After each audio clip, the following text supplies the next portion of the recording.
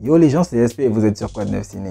Bienvenue dans cette nouvelle review de One Piece. C'est avec un grand plaisir que je prends mon temps pour découvrir l'œuvre magistrale d'Oda. Et oui, One Piece c'est quelque chose d'extraordinaire.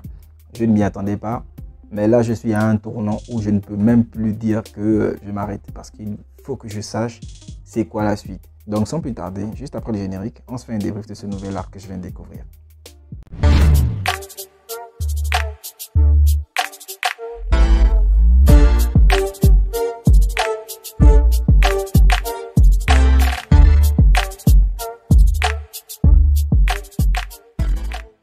L'arc sur lequel je suis actuellement est une suite logique des événements précédents, notamment ceux de Enies Lobby et de Water 7. Le chapeau de paille et son équipage prennent donc l'initiative de partir à la découverte de l'île des hommes poissons. Chemin faisant, l'équipage du chapeau de paille débarque dans le triangle de Florian, qui est d'ailleurs inspiré du triangle des Bermudes dans notre monde. Une zone maritime dangereuse recouverte de brume. Après avoir rencontré Brook, un squelette vivant, nos héros sont pris au piège sur le Thriller Bark. L'immense bateau du capitaine corsaire Gecko Moria à l'ambiance gothique. Gecko Moria, c'est l'un de ces grands corsaires comme l'était Crocodile que l'on a récemment vu pendant les événements d'Alabasta. Donc, grand corsaire ou Shishibukai. D'ailleurs, moi je préfère l'appellation japonaise Shishibukai. Ça fait plus peur en fait, Shishibukai. Voilà. Sur Thriller Bark, l'équipage croise des créatures étranges comme des zombies, des cerbères ou encore des vampires. Il y découvre ce qui se cache cependant derrière ces phénomènes. Moria et Hawkback ont la faculté de ramener des corps à la vie en volant des ombres aux gens. Ces derniers profitent d'ailleurs de l'arrivée de Luffy pour lui voler la sienne et ramener à la vie un géant du nom de Oz. Après avoir affronté de nombreux zombies, l'équipage du chapeau de paille finit par vaincre Moria et récupérer toutes les ombres qu'il avait volées. Néanmoins, c'est à ce moment-là que survient un autre capitaine corsaire, Bartholomew Kuma, occasionnant de nouvelles péripéties. À la fin de l'arc, Brook le squelette rejoindra l'équipage de Luffy pour y tenir le rôle de musicien. Voilà plus ou moins les événements résumés de Thriller Bark. On va donc rentrer dans le vif du sujet. Avant de dire ce que j'ai pensé de l'arc, je vais dire ce que j'ai bien aimé. Donc comme ça rapidement, je dirais que j'ai bien aimé les combats, mais pas tous les combats dans Thriller Bark. J'ai bien aimé le combat de Usopp contre Perona. Ce combat, au début il a l'air un peu con, mais comme lors du combat Luffy-Usopp sur Water 7, je me suis encore laissé apprécier par Usopp, d'accord? Comme je disais, et je l'ai dit tantôt à la base, au tout début de la vidéo, c'est un personnage que je n'appréciais pas. Quand il a affronté Luffy, j'ai plus ou moins commencé à l'apprécier. Et là, pendant son combat contre Perona, il me confirme que j'ai raison de lui faire confiance. Il affronte Perona parce qu'il est le seul à pouvoir l'affronter. C'est le seul qui est truffé de pessimisme. Et le pouvoir de Perona, c'est de faire perdre aux gens leur volonté de réaliser des choses. Donc leur envie de se battre, leur envie de gagner, leur envie de vivre, ainsi de suite, ainsi de suite, ainsi de suite. Mais comme Usopp, c'est à la base un personnage très pessimiste, tout de suite, le pouvoir de Perona n'a aucun effet sur lui. Et de ce fait, c'est la personne tout indiquée pour pouvoir l'affronter. Vraiment, c'est un génie, Usopp. En regardant ce combat, je me suis tout simplement dit, waouh, bon, voilà quoi. C'est pas mal. Il a fait énormément de progrès. C'est toujours un gros peureux, mais il a fait énormément de progrès. Et il y a un autre point qui a attiré mon attention. En regardant les réactions d'Usopp, je me suis tout de suite dit que j'avais l'impression d'être en face de Steven Grant et de Mark Spector. Oui, je viens de faire une comparaison entre One Piece et Marvel. Oui, tu l'as compris. Et c'est la vérité en fait. Le gars est totalement bipolaire. D'un côté, on a Usopp, le peureux, et de l'autre, on a Sniper King, qui est une autre personnalité d'Usopp, et qui vient l'aider de temps en temps. Bon, j'ai compris, il n'est pas bipolaire à proprement dit, c'est ma façon de percevoir les choses, d'accord? C'est un personnage qui crée dans sa tête pour se dire, ouais, quand je suis découragé, qu'est-ce que Sniper King ferait à ma place? Et ça, franchement, c'est très bien fait, c'est très bien amené, et au-delà de là, il n'a commis aucune erreur. En vrai, je trouve que c'est très bien. Et j'aimerais voir le développement de Sniper King ou d'Usopp, je sais pas. J'aimerais vraiment voir son développement jusqu'à, je sais pas moi, jusqu'à actuellement, je crois que vous êtes dans les... Ceux qui regardent One Piece depuis longtemps, ils sont dans à peu près les scans 1000 et quelques, je sais pas. J'aimerais bien voir à quoi ressemble Usopp aujourd'hui. Est-ce que Sniper King est toujours là? Si c'est le cas, dites-le moi en commentaire. Ça, ce serait vraiment très bien. Et ensuite, le deuxième combat qui a beaucoup attiré mon attention, c'est celui de Zoro. Cette fois, Zoro, je crois que c'est réellement le premier combat que Zoro fait qui m'impressionne. Il affronte donc pendant ce combat un ancien samouraï dénommé Ryuma qui est a priori très fort, beaucoup plus fort que Brook. Je ne l'ai pas dit parce que Brook c'est également un épéiste et c'est lui qui détient l'ombre de Brook. Donc Ryuma détient l'ombre de Brook. Mais voilà, Brook n'arrive pas à le battre. Et quand Zoro arrive, le combat est tout de suite tout tendu. Et Zoro nous fait un étalage de ses capacités, mais vraiment hors norme. C'est vrai que ce n'est pas long, mais j'admets que j'ai apprécié. Et le fait que Zoro puisse le battre encore vraiment, c'était super parce que à un moment, on nous dit que Ryuma, c'était un excellent épée ici il y a très longtemps. Il a réussi jusqu'à éliminer un dragon. Tu vois, c'est pas donné à tout le monde apparemment. Et ça, c'est bien, quoi. De surcroît, le katana qu'il utilise est un katana rouge ou noir. Je sais plus trop, je suis daltonien. Donc, voilà. Donc, il a d'une autre couleur, en fait. Son katana, c'est d'une autre couleur. Et à la fin de son combat, il le remet à Zoro. Comme marque de respect. Tu as gagné le combat. Et voilà, je te respecte. Donc, tu as le droit de porter mon sabre. Tu vois un peu. Avec ce sabre, Zoro est bien sûr beaucoup plus fort. Sabre qui tombe à pic parce que dans les événements précédents, donc à Enies Lobby, il a perdu l'un de ses 3 sabres. Ou plutôt, il se l'est fait casser ou je sais plus trop quoi. Et franchement, j'admets que ça, c'est très bien fait. C'est très bien fait. Le développement de Zoro, jusque-là aussi, je le trouve vraiment bien. C'est un excellent second. Parce que j'ai vraiment l'impression que c'est lui le plus fort après Luffy. Ouais, c'est lui le plus fort après Luffy. D'ailleurs, je vais revenir sur Zoro tout à l'heure pendant la vidéo. Et enfin, il y a le combat de Sanji. Bon, le combat de Sanji, je ne dirais pas que je l'ai particulièrement apprécié. Il est beaucoup plus fort que son adversaire. Il affronte Apsala. C'est un excellent combat. D'ailleurs, il arrive. Il affronte... bref, il arrive tout en flamme et tout. C'est la deuxième fois qu'on le voit en flamme. Il faudra qu'on me dise. C'est la deuxième fois qu'on le voit en flamme. Est-ce qu'il y a un rapport, un lien avec l'élément du feu? Quelque chose comme ça. Parce que quand il a affronté le CP9, je crois que c'est Lucci. Non, c'est pas Lucci qui l'a affronté. C'est, je crois, Kaku. Si ma mémoire est bonne. Il a utilisé de la flamme. Il y a sa jambe qui s'est allumée. Il y a eu du feu sur sa jambe pour battre son adversaire. Donc, est-ce qu'il a un lien avec le feu? Il faudra m'expliquer ça parce que là aussi, je ne sais pas. Donc, voilà quoi. Mais Sanji, il perd souvent ses combats, pas parce qu'il n'est pas fort, mais parce qu'il est con, pas un peu, il est con. Et c'est dommage parce que c'est l'un, enfin je vais dire quoi, il a régressé parce que c'était mon personnage préféré, il a régressé, c'est maintenant le fil numéro 1. Donc voilà quoi, il est con et c'est vraiment dommage. Il nous a fait le même truc face au CP9 encore, un combat qu'il aurait pu gagner parce qu'il affrontait la meuf du CP9 là, j'ai oublié son nom. Il affrontait la meuf de CP9 et il a perdu. Il a décidé de ne pas se battre. Il nous fait la même chose face à Apsala. Il domine le combat, mais après il se prend des coups tout bêtes. Voilà, donc ça c'est vraiment dommage. Le 4e combat, donc le dernier d'ailleurs, c'est l'affrontement de l'équipage du chapeau de paille contre Oz. Donc le zombie qui utilise l'âme de Luffy. D'accord. En vrai, le combat, je ne le trouve pas hyper intéressant. D'ailleurs, le moyen que Luffy a trouvé pour gagner, c'est de prendre les âmes des habitants de l'île ou quelque chose comme ça, je ne sais plus trop. Bon, malheureusement, ce n'est pas le combat que je vais mettre le plus en haut, donc je vais le plus apprécier, non. Malheureusement, j'ai pas kiffé ce combat, c'est vraiment dommage. D'ailleurs, c'est vraiment dommage parce que l'animation est super bien faite, j'ai regardé, et franchement, voilà quoi.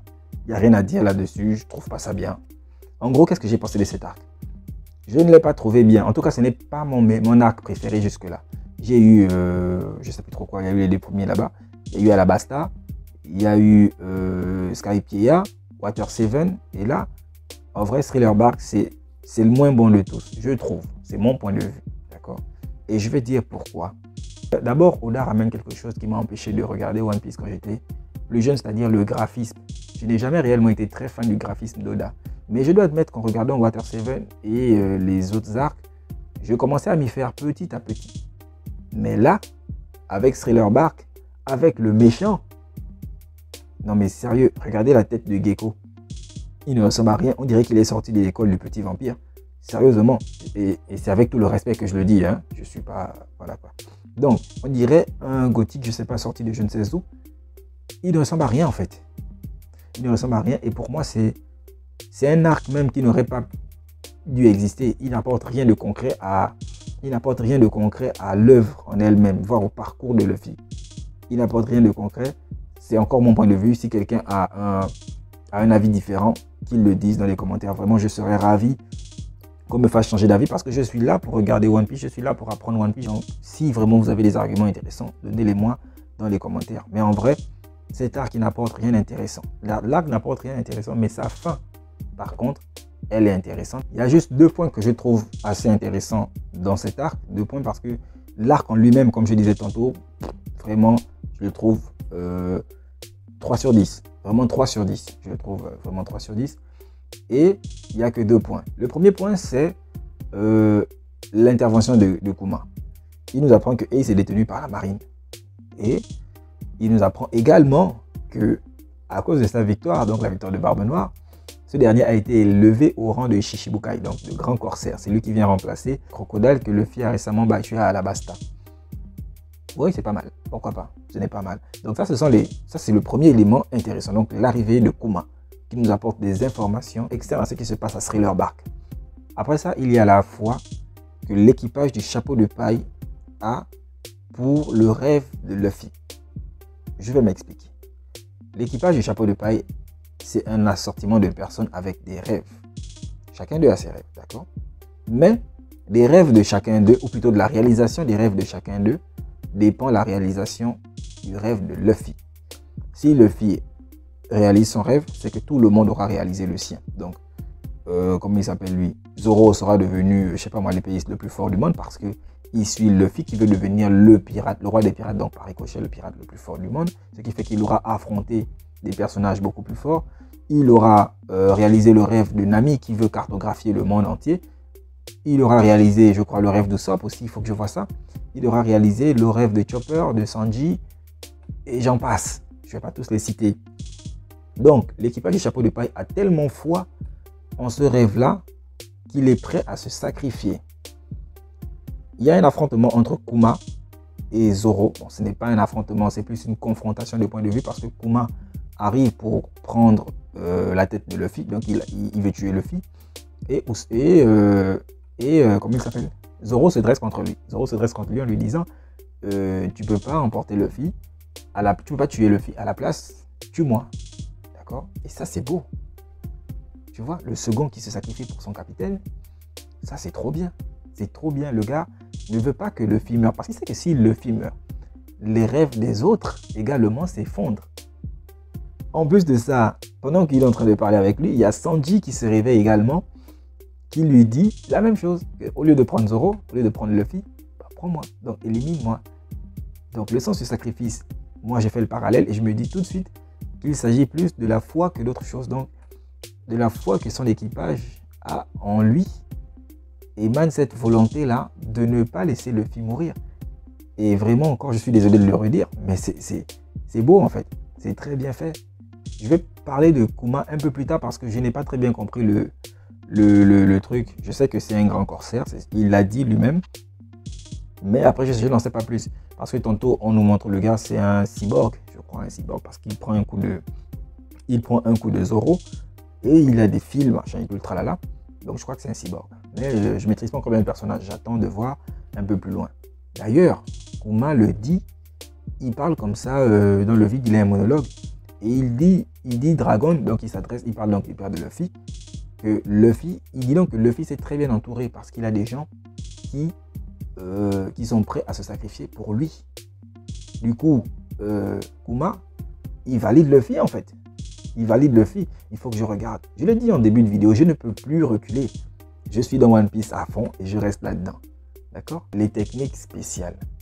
Ce qui fait généralement un bon shonen, généralement, hein, c'est une technique grâce à laquelle on arrive à reconnaître le personnage. Goku, il a le Kamehame. Naruto, il a le Rasengan. En plus d'avoir toutes leurs autres techniques, ils ont ces techniques phares. Ça fait que quand chacun d'eux utilise sa technique phare, on sait tout de suite que c'est mauvais pour le méchant. Alors que Luffy, et même Zoro, je dirais, et même Sanji encore, parce que ce sont les plus forts de la bande, avec eux, on a du mal. On ne sait pas c'est quoi leur technique la plus puissante. Luffy, on sait qu'il dit Gomu Gomu. D'accord, Gomu Gomu, il faut que je n'ai pas encore bien la prononciation. Tantôt c'est carabine, tantôt c'est pistolet, tantôt c'est fouet, tantôt c'est... je ne sais plus. Mais je ne connais pas réellement quelle est la technique la plus puissante de Luffy. Si tu connais en commentaire, il faudra que tu me dises. C'est quoi la technique la plus puissante de Luffy? Et je ne parle pas d'un truc avec le gear ou je ne sais pas trop quoi. Je parle de sa technique, genre dès qu'il l'a utilisé, on est sûr à 100% que son adversaire va morfler. Tu vois un peu. Parce que vraiment jusque là, je ne connais pas. C'est pas une technique il n'y a pas de technique qu'il identifie proprement. Si ce n'est que quand il commence cette technique, il commence par donner le nom de son fruit. Donc, Gomu Gomu. Et Luffy, Zoro, c'est pareil. Pareil pour Sanji. Donc, il n'y a pas de technique propre. Je ne dis pas que c'est obligatoire. Je ne suis pas un maître en la matière, mais je me dis que c'est un élément assez important, un élément de reconnaissance assez important. Et on va fouiller dans 5-6 shonen. Je pense qu'on va facilement retrouver un acteur principal avec sa technique phare. Donc, voilà plus ou moins ce que j'avais à dire par rapport à cet arc Thriller Bark. C'est un arc, on va dire quoi, graphiquement c'est bien, c'est pas mal. Mais ce que ça raconte, personnellement, je n'ai pas kiffé. Vraiment, je n'ai pas kiffé. C'est vraiment dommage parce que je l'ai regardé du début à la fin. Je l'ai lu en plus. Voilà. Et puis voilà quoi. Le méchant, je le trouve éclaté. Parce que franchement, il faut le dire, Gecko, il est éclaté. Sa bande, ses généraux, encore plus nuls. Entre l'autre qui veut se marier, l'autre qui veut être le super fantôme. Et il y a un troisième. Oui, le docteur qui passe son temps à ramener les morts à la vie, là. Qui découpe. Franchement, je trouve ça éclaté. L'univers est plutôt bien maîtrisé. L'univers gothique et tout. Zombies, chauve-souris, dragon. Non, il n'y a pas de dragon. Il y a des licornes par contre. Donc voilà, l'univers est plutôt bien maîtrisé. Ce que je trouve d'ailleurs étrange parce que Oda, certes son thème général c'est la piraterie, mais il arrive à mettre dans la piraterie certains éléments qui ne sont pas censés être là. Par exemple, là c'est le gothique. Je pense que dans quelques chapitres, on aura peut-être les mechas. Je ne sais pas, d'ailleurs on a eu quelques mechas dans cet arc, dans ce Thriller Bark là. On aura peut-être, je sais qu'on aura également un arc des samouraïs. Il faut que je vois. Donc voilà un peu quoi. Il arrive à assembler le tout et ça donne quand même quelque chose de beau. Mais pour cet arc là, je dois admettre que je n'ai pas été fan. Et d'ailleurs, c'est le premier arc depuis que j'ai commencé One Piece qui me laisse vraiment totalement zef quoi. Et c'est vraiment dommage. Donc je te laisse aussi me dire en commentaire ce que toi tu as pensé de cet arc.